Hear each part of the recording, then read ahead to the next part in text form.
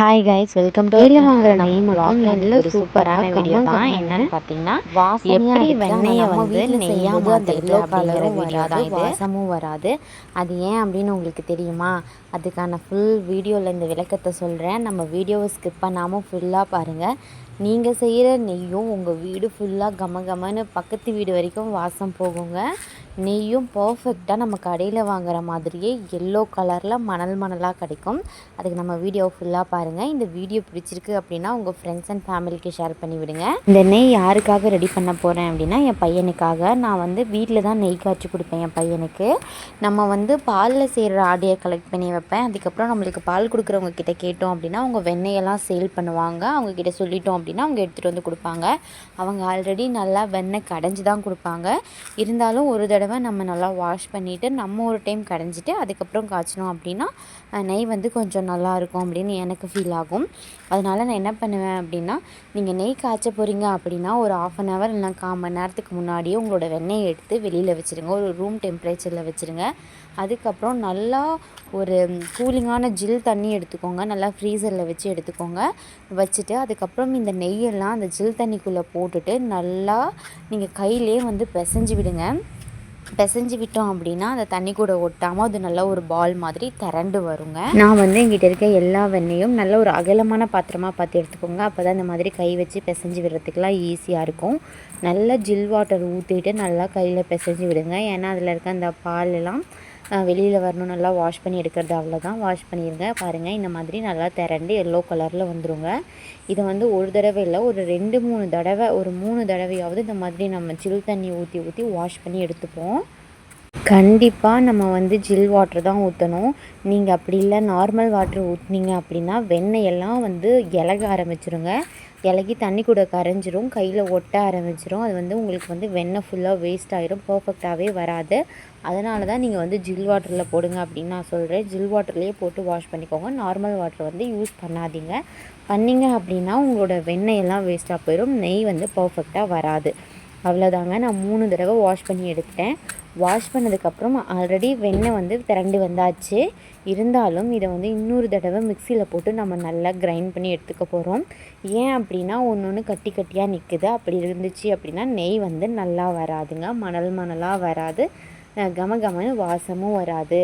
அதனால் நம்ம வந்து இது எல்லாத்தையும் வந்து மிக்சி ஜாரில் போட்டு நல்லா அரைச்சி எடுக்க போகிறோம்.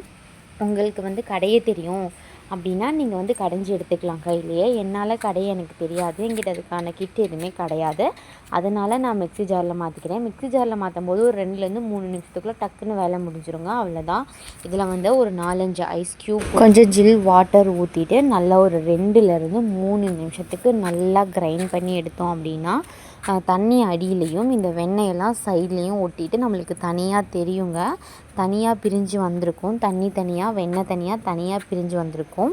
அது வரைக்கும் நீங்கள் நல்லா அரைச்சிக்கோங்க. டைமிங் வந்து இதுக்கு எப்படின்னு சொல்ல முடியாது. ஒவ்வொரு வெண்ணெய் ஒவ்வொரு மாதிரி. கொஞ்சம் வெண்ணெய் லேட்டும் ஆகும், கொஞ்சம் வந்து சீக்கிரமாகவும் ஆயிரும். மிக்ஸி ஜார் உங்கள்கிட்ட காட்டலான்னு வீடியோ எடுக்கிறேன்னு கேமராவை ஆன் பண்ணாமலே எடுத்துட்டேங்க. அதனால வீடியோ வந்து உங்களுக்கு காட்ட முடியல. இன்னும் பாருங்கள், அடியில் தண்ணி நிற்கிறதுல அந்த மாதிரி தண்ணியும் ஈஸியாக வெண்ணெயும் திரண்டு வந்து நிற்கும். நல்லா அதில் தண்ணி எதுவும் இல்லாமல் நல்லா உங்கள் கையிலே உருட்டி 2 கையிலையும் ஒத்தி எடுத்தீங்க அப்படின்னா அதில் இருக்க தண்ணி எல்லாமே சிந்திடுங்க. தண்ணி இல்லாமல் நெய் காய்ச்சுங்க, அப்போ தான் டேஸ்ட்டு நல்லாயிருக்கும். ரொம்ப நாள் வரைக்கும் அதை நம்ம வச்சுருக்கலாம். 6 மாதம் வரைக்கும் கூட நம்ம ஒரு டப்பாவில் வச்சு ஸ்டோர் பண்ணி வச்சுருந்தோம்னா அதுலேருந்து எந்த வாசமே வராது. வீட்டில் செய்கிற நெய்யில் வந்து 1 மாதம் நம்ம ஸ்டோர் பண்ணி வச்சுருந்தோம் அப்படின்னாலே அடுத்த மாதம் 1 மாதத்துக்குள்ளேயே அதுலேருந்து ஒரு புளிச்ச மாதிரி ஒரு ஸ்மெல் அடிக்க ஆரம்பிச்சிடும். அது எதனாலன்னு பார்த்திங்கன்னா இந்த மாதிரி நம்ம தண்ணியோடையே போட்டு காய்ச்சறதுனால தான் அந்த மாதிரி கெட்டு போகிற மாதிரி ஒரு ஸ்மெல் வருது. நீங்கள் ஃபுல்லாக தண்ணியெல்லாம் நல்லா உங்கள் கையால் ஒத்தி எடுத்துகிட்டு தண்ணியே இல்லாமல் போட்டு காய்ச்சினீங்க அப்படின்னா 6 மாதம் வரைக்கும் கெட்டு போகாமல் உங்கள் நெய் அப்படியே இருக்குங்க. அவ்வளோதான். நான் வந்து தண்ணி எதுவுமே இல்லாமல் எடுத்துட்டேங்க. இந்த மாதிரி ஒரு நல்லா அடிகனமான பாத்திரமாக பார்த்து சேர்த்துக்கோங்க, இல்லை அடி பிடிச்சிருங்க. இந்த மாதிரி நல்லா போட்டுட்டு அடுப்பை வந்து லோ ஃப்ளேம்லேயும் இல்லாமல் ஹை ஃப்ளேம்லேயும் இல்லாமல் மீடியமாக வச்சுக்கோங்க. எப்படியும் நெய் ரெடி ஆகிறதுக்கு 10லேருந்து 15 நிமிஷம் எடுத்துக்கும். நீங்கள் வந்து மீடியம் ஃப்ளேம்லேயே வச்சு குக் பண்ணுங்கள். இந்த மாதிரி போட்டிங்க அப்படின்னா நல்லா ஒயிட் கலரில் பால் பொங்குற மாதிரி நல்லா பபிள்ஸ் வருங்க. 5 நிமிஷத்துக்கு இது இப்படியே கொதிக்கட்டும், அதை நம்ம டிஸ்டர்ப் பண்ண வேண்டாம். அது நல்லா பொங்கட்டுங்க. ஒரு கரண்டி மட்டும் வச்சு கிளறி விடுங்க. ஏன்னா அது ஃபுல்லாக நல்லா மெல்ட் ஆகணும்ல, அதுக்காக. அதே மெல்ட் ஆயிரும் ஆட்டோமேட்டிக்காக. இருந்தாலும் நம்ம ஒரு கரண்டி வச்சு நல்லா கிளறி விட்டுக்கோங்க. இப்போ நல்லா எல்லாமே ஃபுல்லாக மெல்ட் ஆயிடுச்சுங்க. இப்போ வந்து நல்லா பபிள்ஸ் வர ஆரம்பிச்சு எனக்கு பொங்கி கீழே ஊற்றிருச்சு. பாத்திரம் பத்தலை. இன்றைக்கி வந்து கொஞ்சம் எக்ஸ்ட்ரா போயிடுச்சு வெண்ணெய். எப்போதும் காய்ச்சிடுறதை விட கொஞ்சம் எக்ஸ்ட்ரா போயிடுச்சு. அதனால் நான் வேற ஒரு பாத்திரத்தில் மாற்றி வச்சுக்கிட்டேன். நீங்கள் வந்து நல்லா கொஞ்சம் அகலமான பாத்திரமாக பார்த்து வச்சுக்கோங்க. சின்ன பாத்திரமாக வைக்காதீங்க, பொங்கி கீழே ஊற்றிடும். அது நல்லா பொங்கி வர்றதுக்கு அதுக்கு நல்லா ஸ்பேஸ் இருக்கணுங்க. நெய் காய்ஞ்சிட்ருக்கும்போது 2லேருந்து 3 கல்லுப்பு ஆட் பண்ணிக்கோங்க. அப்படி ஆட் பண்ணிங்க அப்படின்னா நெய்யோட டேஸ்ட் வந்து சூப்பராக இருக்கும். மறந்துடாதீங்க, ஒரு 2லேருந்து 3 கல்லுப்பு மட்டும் ஆட் பண்ணிக்கோங்க. எச்சா ஆட் பண்ணிடாதீங்க. அவ்வளோதான், ஆல்மோஸ்ட் நம்மளோட நெய் ரெடி ஆயிடுச்சுங்க. இந்த பபிள்ஸ் எல்லாம் அடங்கி அந்த ஒயிட் கலரில் இருக்கிறதுலாம் அடியில் போய் செட்டில் ஆயிடுச்சு அப்படின்னா நம்மளுக்கு நெய் ரெடி. பார்த்திங்கனாலே தெரியும். முருங்கைக்கீரை வந்து போட்டு பாருங்கள், சடன்னு சவுண்டு கேட்டுச்சு அப்படின்னா நம்ம நெய் வந்து ரெடி ஆயிடுச்சு. நான் வந்து அடியில் கனமில்லாத பாத்திரத்தை வச்சுட்டேன், அதனால் எனக்கு ஓரத்தில் அடி பிடிச்சிருச்சுங்க.